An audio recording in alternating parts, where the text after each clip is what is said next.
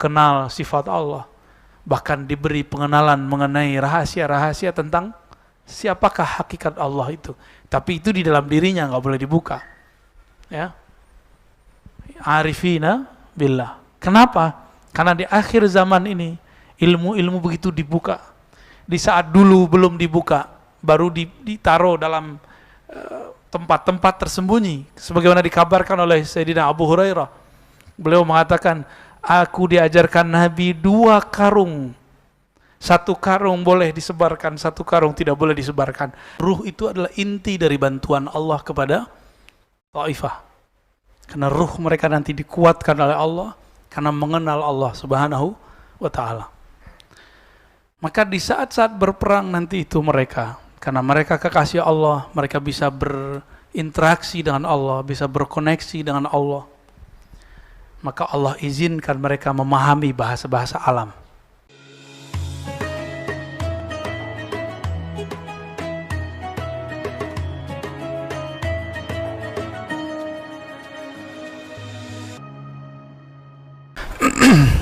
Baik jamaah maghrib yang diberkahi Allah, semoga dijaga Allah selalu, amin. Saya senang sekali sudah dipasang karpet ya. Kita rindu karpet Pak. Udah bertahun-tahun karpet ini dipakai untuk sholat, maka pasti banyak keberkahan di dalamnya. Ini sudah lain ya, karena judulnya Taifah Mansurah, Tentara Al-Mahdi ya. Tapi dalam batin, dalam sir saya meminta izin, ya Allah izinkan kami membicarakan kekasih-kekasih-Mu, tentara-tentara yang akan bersamai imam khalifah akhir zaman yang merupakan kekasih yang paling mencintai-Mu ya. Kita izin, mari kita baca surah Al-Fatihah. A'udzubillahi minasy syaitonir rajim. Ya kanam diyan husin sallallahu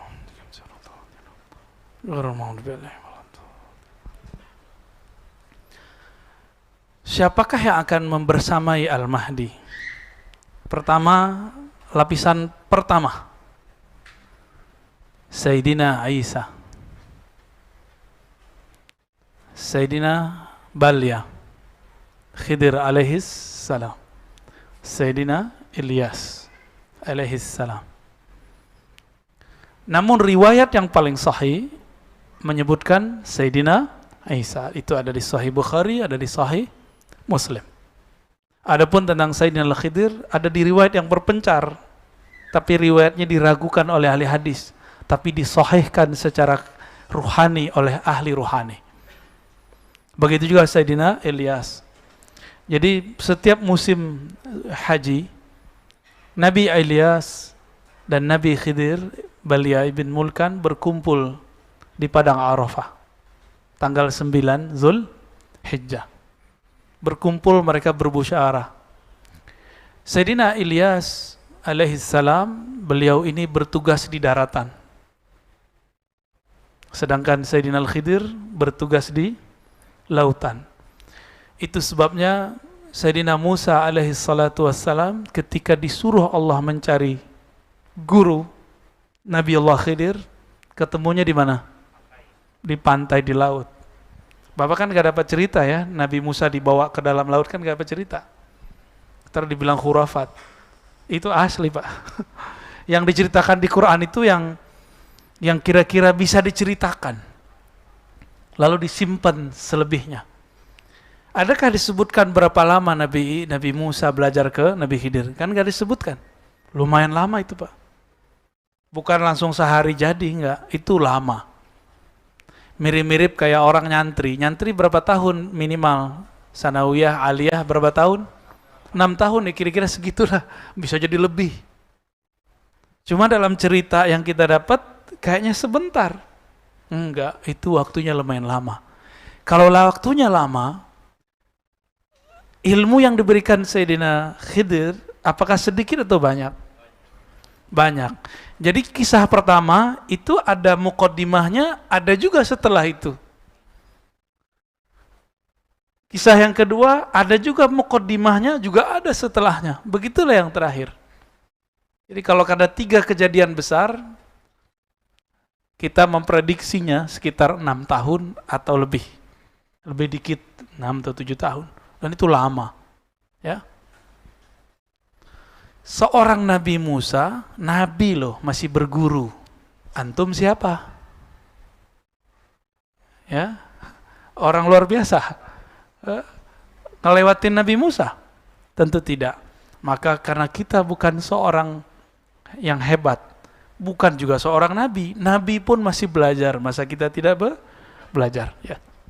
Maka saya yakin yang hadir ini orang-orang yang dapat nur Musawiyah, ya. Nur Nabi Musa mau belajar. Alhamdulillahirabbil alamin. Ini barisan pertama. Siapa? Nabi Isa, Nabi Khidir, Nabi Ilyas. Ada 3. Ini riwayatnya, kalau versi saya sahih, tapi digabung antara ilmu hadis dengan ilmu ruhani. Cuma kalau versi ilmu hadis yang sahih cuma Nabi Isa, ya. Ulama-ulama ahli rohani, wali-wali Allah, ya, kalau kita temuin mereka bilang, wah ini semuanya Nabi Isa turun, Nabi Khidir juga, Nabi Ilyas juga, ya. Itu yang pertama, ini barisan pertama. Berikutnya siapa lagi? Sebagaimana ini rumusnya adalah al-ulama warathatul anbiya, ulama pewaris para nabi. Kemudian ada rumus kedua, ismuhu yuwati usmi, tanda-tandanya, kemuliaannya, ciri-cirinya sama dengan ciri-ciriku. Sayyidina Muhammad sallallahu alaihi wasallam biasakan kalau nyebut nabi pakai Sayyidina. Itu bukan masalah NU Muhammadiyah. Kitab-kitab yang saya baca ditulis sebelum ada NU dan Muhammadiyah, mereka nyebut nabi dengan Sayyidina. Imam Taqiyuddin Al-Husni, pengarang kitab Khifatul Akhyar, itu nyebut nabi selalu Sayyidul Wujud. Nabi Muhammad juga mengatakan, ana sayyidul wadi Adam, aku adalah sayyidnya manusia. Sayyidnya manusia. Ini depan saya manusia bukan? Manusia apa jin? Mungkin ada jin yang nyerupain kali ya. Sayyid waladi Adam, anak keturunan manusia, akulah sayyidnya.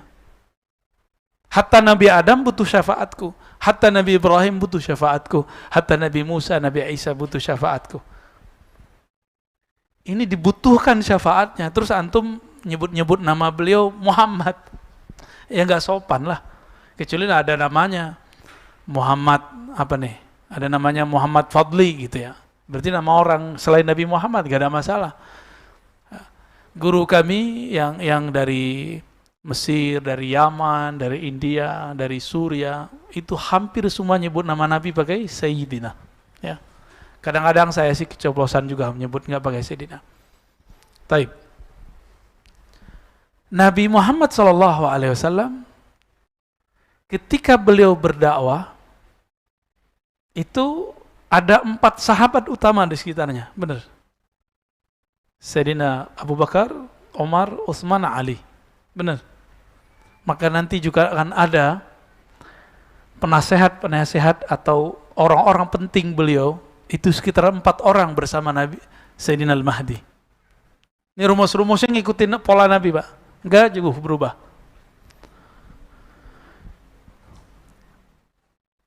Nabi Muhammad SAW, ini lapis kedua tadi. Ada 4. Apa sebutannya itu? Sayyidina Abu Bakar itu sebutannya apa? Antum kasihlah istilah ya. Penasehat nggak mungkin, masa Nabi dinasehati. Apa sebutannya, Pak? Panglima kali. Ya, menteri. Menteri lah ya. Menterinya Rasulullah. Atau wakilnya Rasulullah 4. Ini 4 nih. Sayyidina Abu Bakar, Umar, Sayyidina Utsman, Sayyidina Ali. Ya. Ahlus sunnah tidak membenci sahabat. Ya. Ini lapisan berapa? Yang kedua. Nabi tahun kedua Hijriah, bulan Ramadan, ini biar antum gampang memahami kenapa muncul nanti pembagian-pembagian begini. Semuanya ngikutin pola Sayyidina Muhammad sallallahu alaihi wasallam.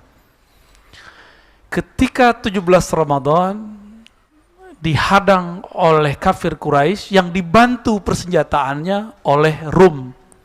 Cuma cerita Rumnya nggak disebutkan dalam beberapa kisah, bahkan banyak kitab-kitab sirah nggak menyebutkan itu.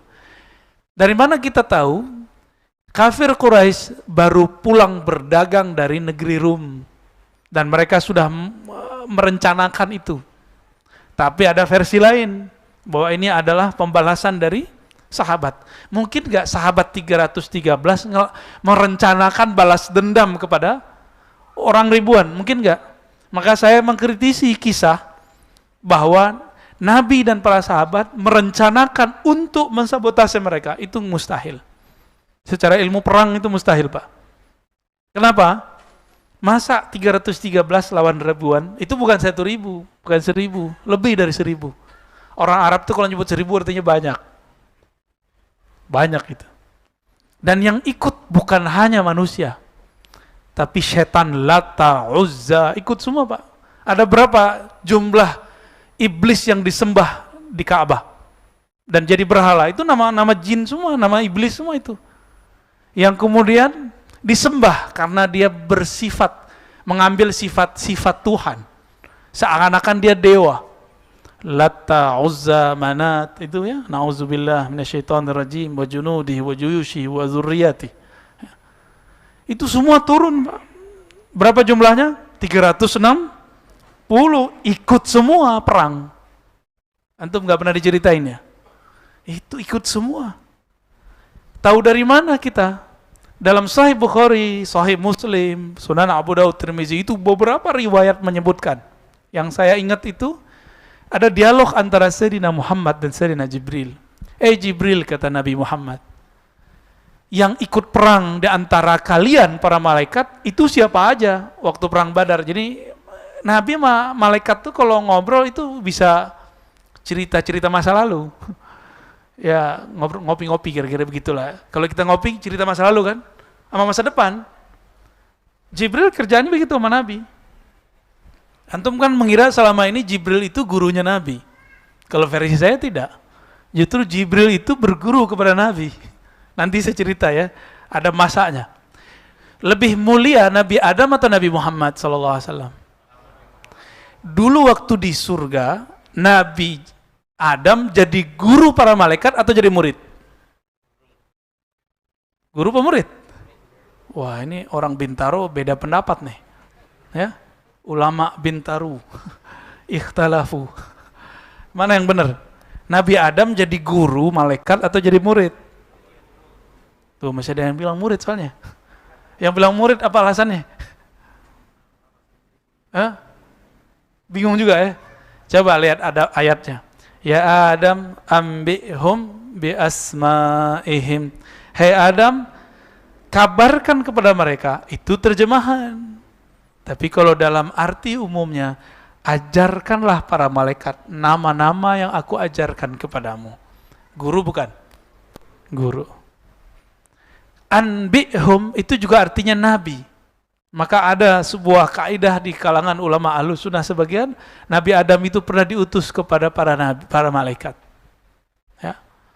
Lebih mulia Nabi Adam atau Nabi Muhammad? Nabi Muhammad SAW. Dulu Sayyidina Jibril ikut ngaji kepada Nabi Adam. Sekarang kira-kira orang yang lebih mulia daripada Nabi Adam jadi gurunya apa jadi muridnya Jibril? Jibril itu disebut Rasul, bukan Syekh, bukan Muallim. Ini Jibril saya ngomong ini gak marah Pak. Dia akan anggu-anggu insya Allah. Karena data-datanya banyak. Sayyidina Jibril itu pembawa berita, disebut Rasulul Malaikah. Rasulnya para malaikat. Datang ke Nabi Muhammad. Membawa berita. Jadi dia itu pengantar surat sebenarnya. Pengantar tapi suratnya dari Allah, kira-kira gitu. Itu pun Jibril gak langsung ketemu Allah. Allah sampaikan kalamnya kepada Al-Luh Al-Mahfuz, tempat yang sangat suci di atas langit ketujuh sana. Kemudian disuruh Sayyidina Jibril mentransfernya. Jadi beliau itu pembawa berita, bukan sebagai gurunya Nabi Muhammad SAW. Kenapa? Saya sudah pernah menyampaikan di sini. Allah berfirman kepada Nabi Muhammad. Lewat Jibril juga disampaikan. Wa innaka, hai Muhammad, sungguh engkau latulaqqal Qur'ana min ladun hakim alim, ya.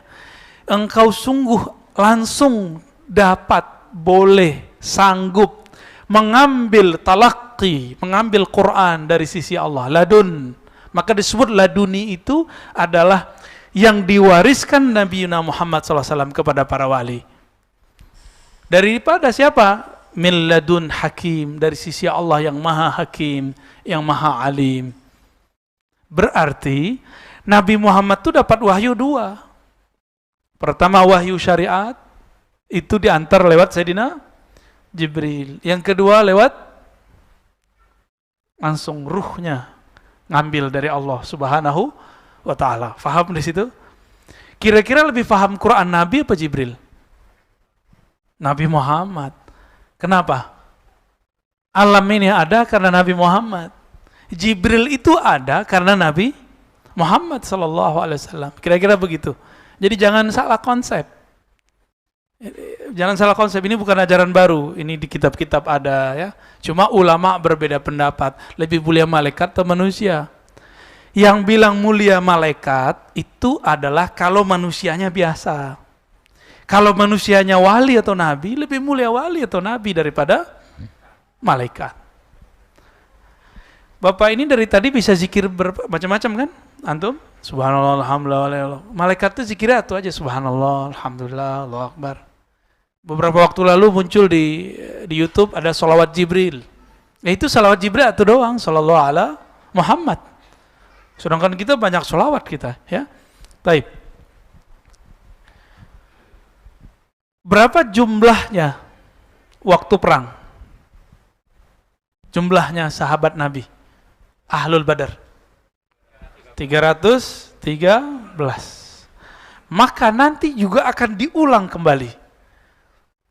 Pertama 3 nabi, 4 wakil, lalu ada 313 tentara utama pewaris Al-Badar.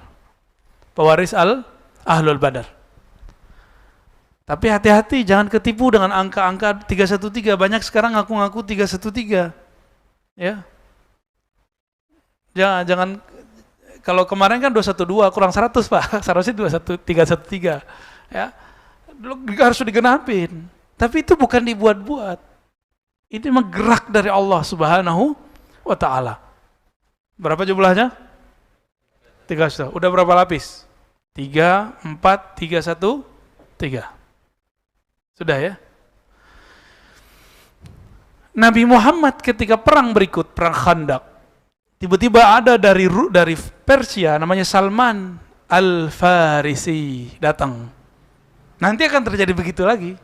Akan ada dari luar Arab, dari luar yang tadi, kemudian otaknya cerdas, dia bisa strategi perang, dia akan membersamai Al-Imam Al-Mahdi. Bukan berarti Nabi itu nggak bisa perang, Pak. Nabi mah gampang. Alam ini kan di tangan beliau, pembukaan syafaatnya. Ya. Tapi Allah itu menciptakan Nabi harus menghargai sebab. Maka diperintahkanlah orang-orang ini bersama Nabi Muhammad SAW. Nanti Al-Mahdi juga sama. Lalu siapa lagi yang membersamainya? Kita potong kompas. Berapa jumlah sahabat Nabi ketika Nabi wafat? 124.000. Maka nanti tentara Al-Mahdi juga akan ada 124.000. Gak tahu, mungkin ada tambahan lagi, wallahu alam. Tapi ini pola-polanya kira-kira seperti itu. Dan semuanya punya ruh wali. Semuanya wali Allah. Nggak ada yang orang-orang biasa. Tapi dia orang biasa secara zahir. Batinnya batin wa aulia. Jangan dikira orang 313 itu semuanya ulama. Enggak. Dari 313 sahabat Nabi yang ikut perang, itu yang ulama cuma beberapa orang. Tidak semuanya ulama. Maka jangan sedih. Siapa tahu di antara kita ada yang dipilih, ya. Ya, 124.000 tuh dikit apa banyak, Pak? Dibandingkan 7 miliar. 124.000 dibandingkan 7 miliar manusia. Baru di belakangnya nanti ya tukang rame-ramein aja, Pak. Ya. Berapa jumlahnya wallahu alam, tapi tentara yang disebut tentara Al-Mahdi itu mereka. Tadi saya meninggalkan kisah Sayyidina Jibril. Apa kata Nabi? Bril, kira-kira gitu ya. Bukan lagi ngopi, Pak. Di sono nggak ada kopi. Yang ikut perang bersama kami perang Badar itu siapa? Apa jawaban Sayyidina Jibril? Sebagaimana yang ikut perang di antara kamu adalah orang-orang terbaik di kalangan manusia, maka yang ikut perang bersama engkau dari kalangan kami para malaikat muqarrabun itu juga yang terbaik. Tapi saya lupa berapa angkanya di situ, 70.000 atau 70 gitu. Saya lupa, Pak. Ya. Ini hafalan kita kadang-kadang nggak datang tepat saatnya nih. Cuma yang kita ingat, beliau menyebutkan malaikat-malaikat terpilih. Berarti malaikat itu ada stratanya juga. Maka di hadis Muslim saya menemukan seorang sahabat ketika berperang, perang Badar, pedangnya belum sampai ke musuh, musuhnya udah mental duluan. Nanti bisa kejadian begitu, mirip-mirip kayak film-film pendekar ya. Jahat gitu ya. Itu nanti kejadian, Pak. Nah, ini secara barisan barikadenya kira-kira ya. Sekarang siapakah mereka yang 4, yang 313, yang 124 ribu itu? Ya, siapa mereka sebenarnya? Yang pertama hadis sudah kita baca di depan. Al-ulama warasatul anbiya. Ulama-ulama itu pewaris para nabi. Apa yang diwarisi dari nabi? Duit? Enggak. Istri? Enggak, banyak kok wali jomblo. Istri atu. Kalau nabi kan istrinya berapa, Pak? 13. 11, lalu kemudian saat beliau meninggal ada 9 istri. Jadi bukan itu yang diwarisi ya. Walaupun nanti boleh kalau sudah daulah berdiri tuh boleh nikah banyak-banyak. Nanti kata Nabi, satu laki-laki banding 50 perempuan di hadis Imam Muslim. Ta'dilu khamsina imra'ah. Ya, 50 perempuan. Kenapa? Habis perang. Habis perang itu terjadi.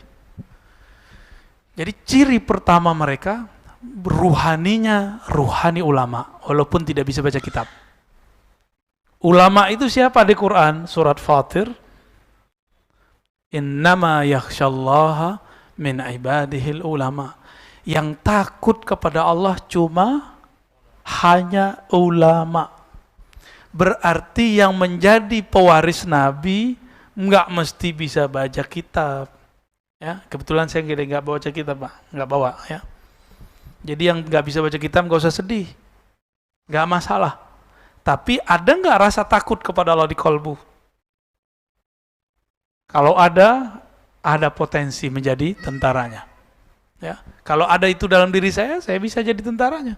Kalau umur panjang, kan masa depan itu kita nggak tahu. Ya, la ya'lamul ghaiba illallah. Tidak ada yang tahu alam gaib kecuali Allah Subhanahu wa taala. Kecuali kita dikasih tahu. Ya, itu satu. Yang kedua, siapa mereka? Mereka ini adalah orang-orang yang pribadinya adalah pribadi-pribadi arifina billah. Orang-orang yang mengenal Allah Subhanahu, itu yang level yang ring 1, ring 2 itu, Pak. Itu arif. Apa arti arif? Dia kenal kepada Allah. Sejauh apa dia kenal kepada Allah? Melebihi nama. Dia kenal nama Allah. Dia kenal sifat Allah. Bahkan diberi pengenalan mengenai rahasia-rahasia tentang siapakah hakikat Allah itu. Tapi itu di dalam dirinya, nggak boleh dibuka. Ya, arifina billah. Kenapa? Karena di akhir zaman ini ilmu-ilmu begitu dibuka. Di saat dulu belum dibuka, baru ditaruh dalam tempat-tempat tersembunyi. Sebagaimana dikabarkan oleh Sayyidina Abu Hurairah. Beliau mengatakan, aku diajarkan Nabi 2 karung. 1 karung boleh disebarkan, 1 karung tidak boleh disebarkan. Yang 1 karung ini akan disebar di akhir zaman ini. Ini zaman ini, Pak. Ya. Yang boleh kita sebar itu kitab hadis. Maka insya Allah Next kita buat kajian kitab hadis setiap malam Jumat sekali sebulan insya Allah ya. Benar Pak ya? Kalau sekali seminggu saya nggak kuat Pak. Sekali sebulan insya Allah malam Jumat habis Isya kita buat kajian di sini. Kajian kitab hadis Sahih Muslim. Nanti kita pilihkan babnya. Jilid pertama dulu. Siap untuk punya kitab ya? Ya beli kitab di luar, kita ngaji hadis di sini. Kita buka dulu yang pertama. Semoga yang kedua ikut kebuka. Ya, karung pertama kita buka, itulah hadis Nabi, itulah Quran. Karung keduanya sebenarnya ada di balik huruf-huruf Quran itu. Ada di balik kalam-kalam Nabi itu. Jadi sebenarnya Abu Hurairah itu lagi main-main sama kita, lagi canda-candaan sama kita. Gue punya 2 karung gitu. Satu disebar, satu enggak. Mana ada ilmu enggak dibuka? Tapi disimpan dalam setiap huruf-huruf Quran itu ada sir-sir Allah Subhanahu wa ta'ala. Kita baca bismillah aja Pak, kalau tahu maknanya, mungkin gak kuat ngelanjutin sampai ke alhamdulillah. Cuma karena kita tidak tahu rahasia basmalah, ya masih begitu kan? Ketemu virus aja, suzon sama orang. Virus yang jahat kok kita suzonnya sama orang kan? Karena ilmu basmalah nggak dapat. Masih ingat Khalid bin Walid. Dia itu kalau mau perang sama orang nggak langsung nyerang. Ditanya dulu, ada racun paling hebat di sini? Kalau ada, ayo kita sayembara. Siapa yang masih hidup, berarti dia menang. Yang dibaca cuma Bismillah, minum dia Pak. Wah ilmu saya belum sampai ke sono sih. Cuma keyakinan kita, insya Allah kita harus latih sampai ke sana. Gimana caranya? Setiap mau minum mulailah baca basmalah. Apa arti bismillah? Minta izin kepada Allah Subhanahu wa ta'ala. Ya Allah izinkan aku minum, ngambil kesegaran dari makhlukmu. Insya Allah itu kolbunya akan lembut. Jadi jangan-jangan hati kita ini keras karena kita makan minum tidak menyebut nama Allah. Ya. Tadi cirinya berapa udah? 2. Arifin, ya, kenal, ini sebenarnya cabang yang pertama. Yang ketiga, dalam hadis Imam Bukhari, Muslim, Abu Daud, Tirmizi sama, tapi lafaznya sedikit berbeda. La tazalu ummati zahirina 'alal haqq. Senantiasalah di antara umatku zahirina 'ala. Zahirin itu artinya menzahirkan, tapi kalau ditambahin 'ala itu artinya tolong menolong. Zahirina al-haq artinya tolong menolong dalam al-haq. Apa arti al-haq? Kebenaran. Tertatih-tatih memperjuangkan kebenaran. Kalau ada usaha berjuang, berarti ada tantangan nggak? Ada musuh nggak? Banyak musuh. Dan kalimatnya di situ cuma ta'ifah. Maka ciri ketiga kelompok itu disebut ta'ifah. Tapi jangan ketipu, banyak sekarang yang ngaku ta'ifah. Istilahnya ta'ifah mansurah. Hatta ya'tiya amrullah. Sampai datang amrullah. Apa arti amrullah? Perintah Allah, satu. Apa arti amrullah? Coba kembali ke Quran. Wa idza sa'alaka ibadi anni. Bukan yang itu. Yas'alunaka anir ruh. Kulir ruh min amr rabbi. Mereka bertanya kepada engkau mengenai ruh. Katakan ar-ruh min amri rabbi. Itu adalah amrullah kalau diterjemahkan. Berarti hatta ya'tiya amrullah, hatta ya'tiya al-ilmu an ruhillah.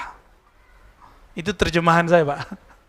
Ini terjemahan baru, sebelumnya belum ada yang terjemahin begini. Tapi dasarnya pakai Quran. Sampai datang ilmu mengenai ruh. Karena banyak yang salah faham mengenai ayat ini.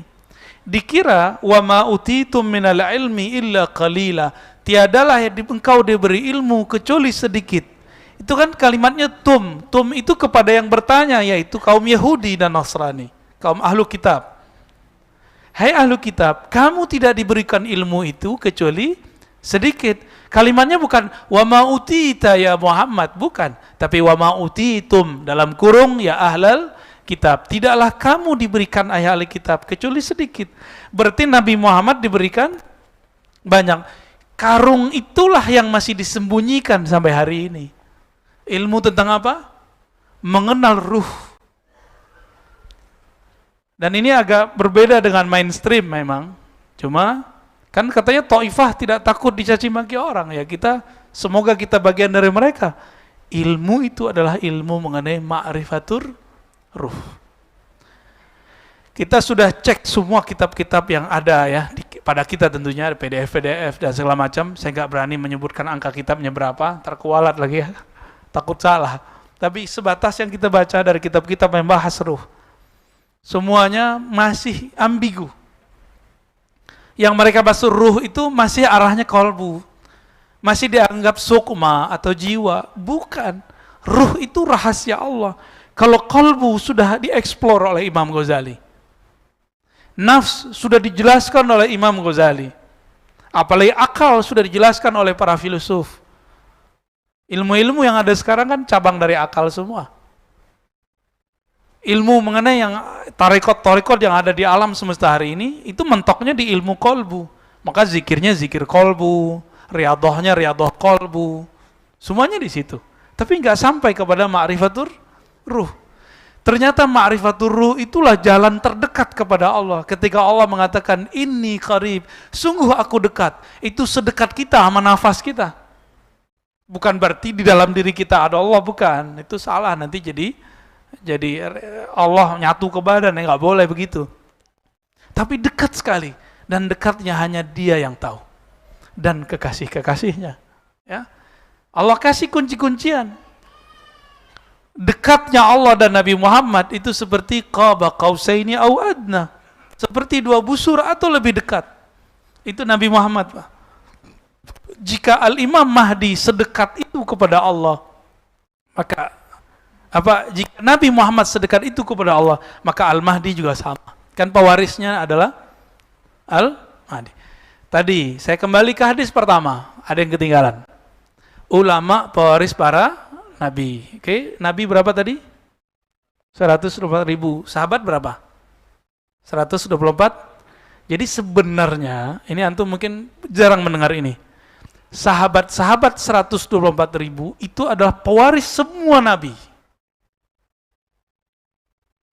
Makanya Nabi Muhammad mengatakan, di antara nabi itu ada yang punya murid, punya jamaah, punya umat, ada yang tidak punya. Di antara sahabat ada yang punya umat, ada yang tidak punya umat, ada yang nggak punya jamaah, sama. Berapa jumlahnya tadi? Nabi wafat, jumlah sahabat 124.000. Tapi yang kedetek ahli hadis, Imam Ibnu Hajar cuma 12.000. Ya, di kitab Al-Isabah, saya ingat saya ada 12.000. Ketulis namanya ada. Berapa tadi? 124.000. Yang ketemu namanya cuma 12.000. Gimana tuh? Berapa persen dapatnya? Cuma 10% yang namanya ada. Sama. Nanti tentara Al-Mahdi yang dikenal paling cuma 10%. Yang lain nggak tahu, Pak. Ahlul Badar aja antum nggak tahu kan? Ada yang tahu nggak Ahlul Badar siapa aja? Saya aja nggak hafal semua. Padahal kita baca sering, tapi nggak hafal-hafal semua. Kenapa begitu ya? Begitulah hafalan kita.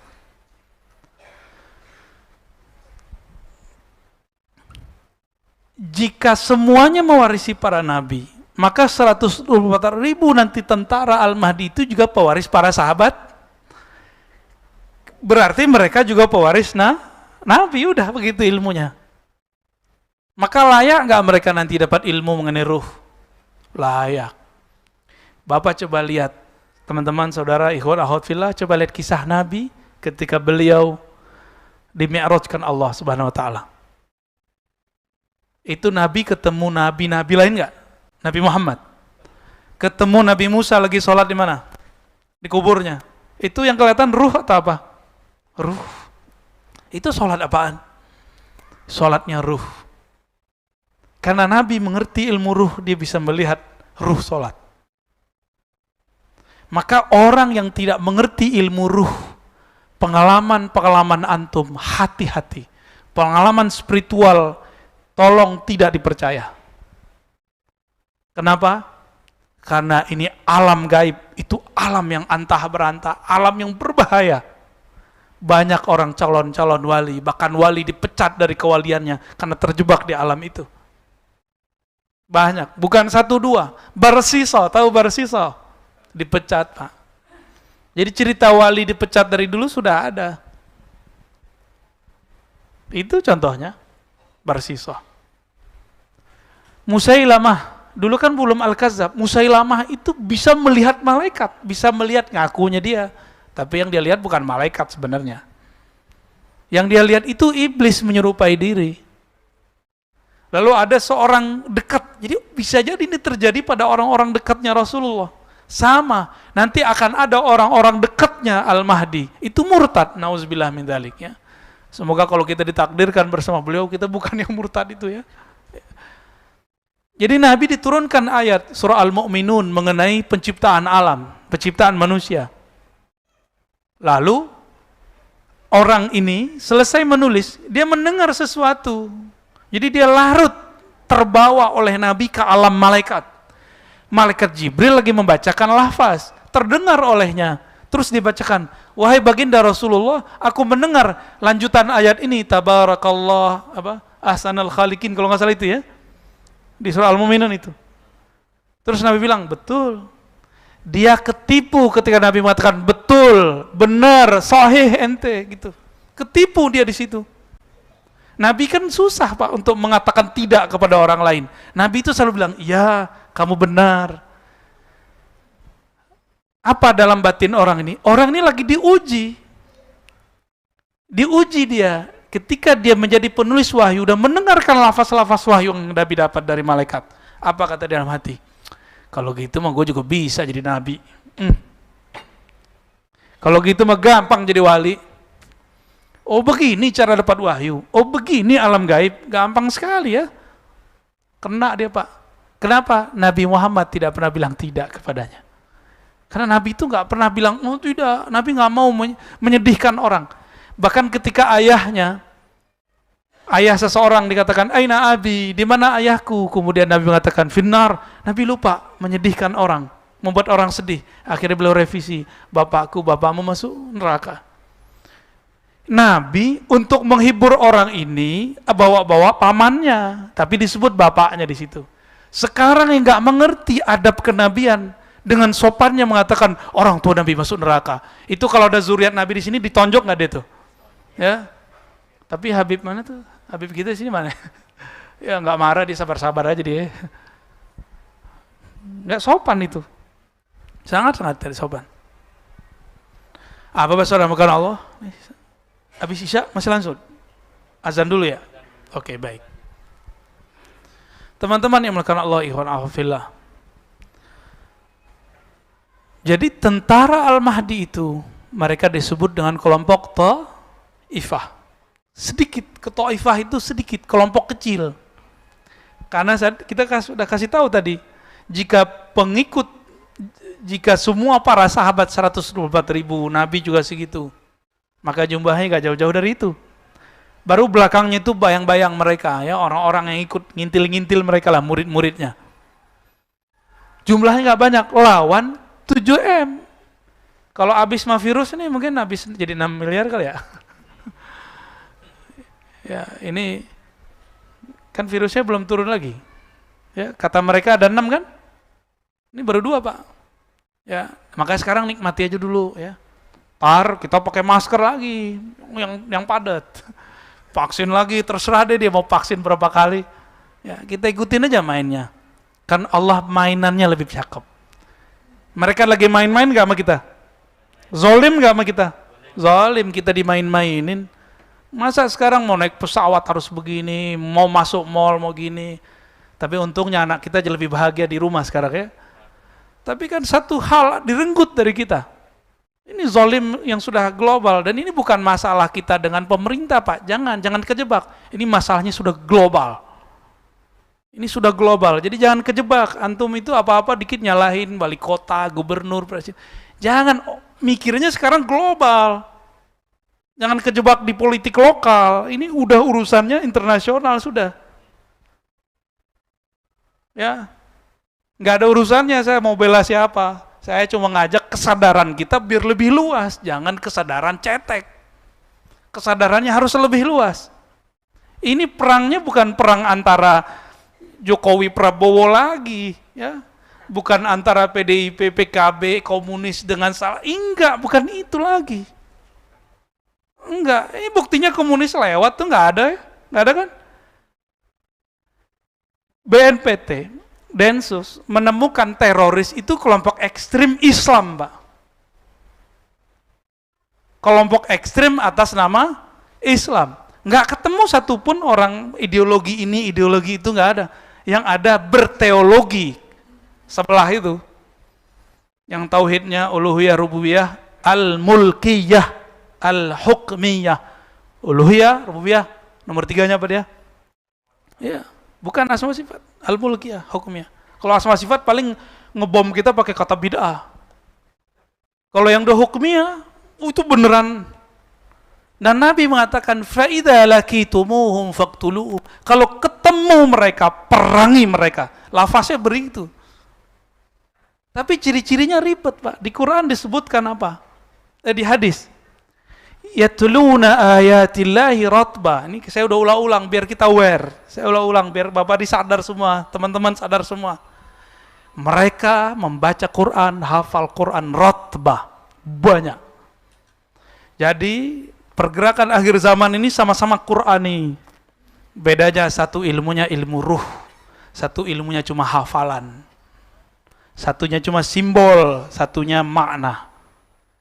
Yang makna ini yang kita ambil nanti, ya. Jangan mau diambil. Silakan antum buat rumah tahfiz, tapi ajarkan ruh beragama, ya. Tafadhal Mu'azz. Mungkin enggak usah tanya jawab ya, tapi saya lanjutkan aja. Nah, ini yang paling unik.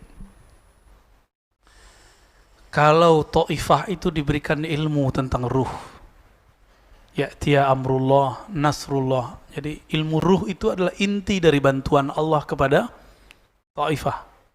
Karena ruh mereka nanti dikuatkan oleh Allah karena mengenal Allah Subhanahu wa ta'ala. Maka di saat-saat berperang nanti itu mereka, karena mereka kekasih Allah, mereka bisa berinteraksi dengan Allah, bisa berkoneksi dengan Allah. Maka Allah izinkan mereka memahami bahasa-bahasa alam. Jadi itu metodologisnya. Allah izinkan batin mereka, bukan telinga ini.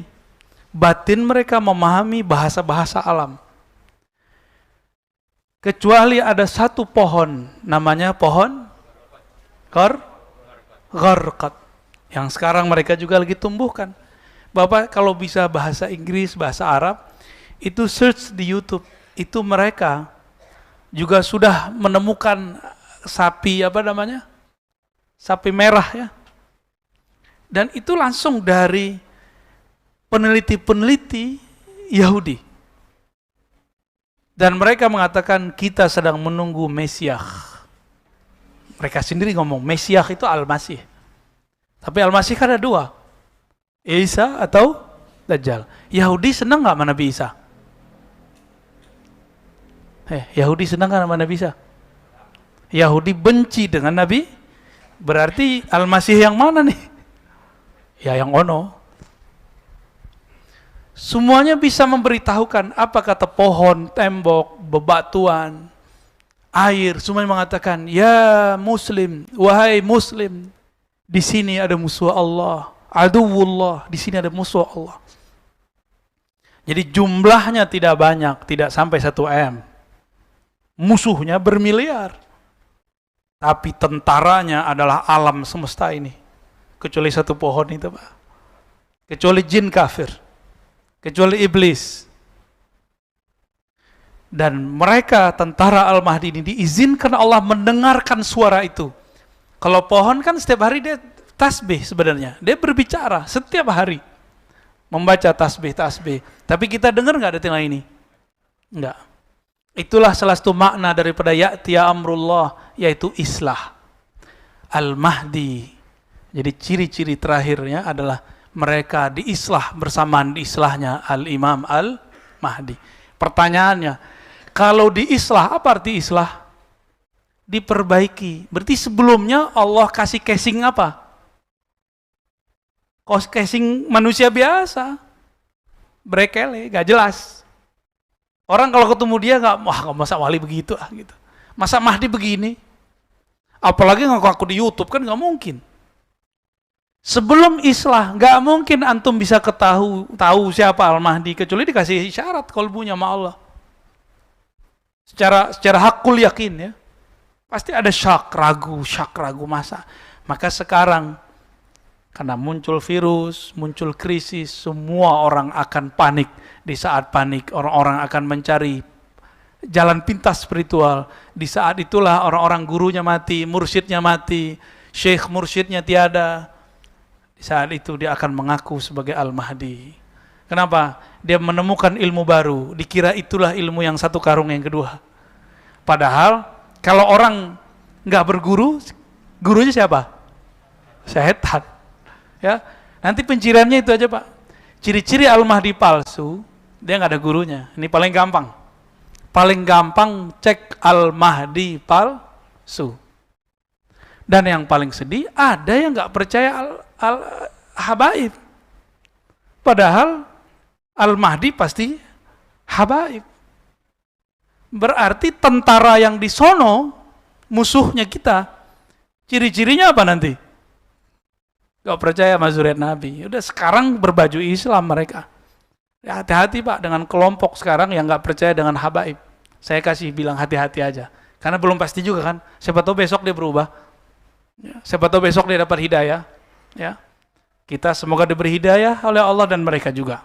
Jangan bilang semoga mereka dapat hidayah. Lupa mendoakan diri sendiri. Ya. Ini ciri-ciri yang paling unik tadi. Tentara Al-Mahdi diberikan kemampuan membaca bahasa alam semesta. Ya.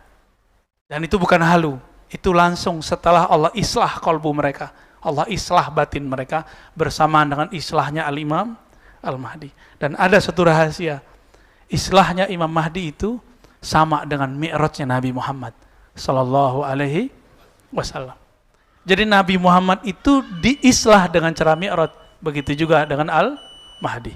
Semoga kita yang hadir menjadi tentara-tentaranya, kalau tidak pencintanya.